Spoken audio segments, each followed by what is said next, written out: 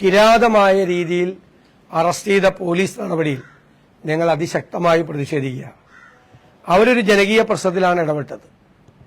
ഒരു കുറ്റകൃത്യവും അവർ നടത്തിയിട്ടില്ല. മനുഷ്യനും അവന്റെ സ്വത്തിനെയും വന്യജീവികളുടെ ദയാവായ്പിന് വേണ്ടി വിട്ടുകൊടുത്തിരിക്കുകയാണ്.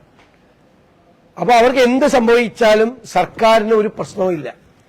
ഈ സർക്കാരിന്റെ നിസ്സംഗമായ വനം വകുപ്പിന്റെ ഈ ക്രൂരമായ നടപടിക്കെതിരായിട്ടുള്ള വൈകാരികമായ പ്രതിഷേധമാണ് വയനാട്ടിലും കോതമംഗലത്തും നടന്നത്. സ്വാഭാവികമായി നടന്ന പ്രതിഷേധമാണ്.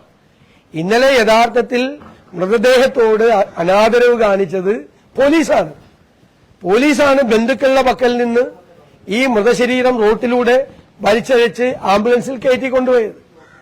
ഇന്നലെ DCC പ്രസിഡന്റിനെ അറസ്റ്റ് ചെയ്ത രീതി എന്താണ്? വലിയ കൊലപാതക കുറ്റത്തിലും വലിയ ക്രിമിനലുകളെ അറസ്റ്റ് ചെയ്യുന്ന രീതിയിലല്ലേ സമരം നടക്കുന്ന സ്ഥലത്ത് നിന്ന് പിടിച്ചുകൊണ്ടുപോയത്? എന്തു കുറ്റമാണ് ചെയ്തത്?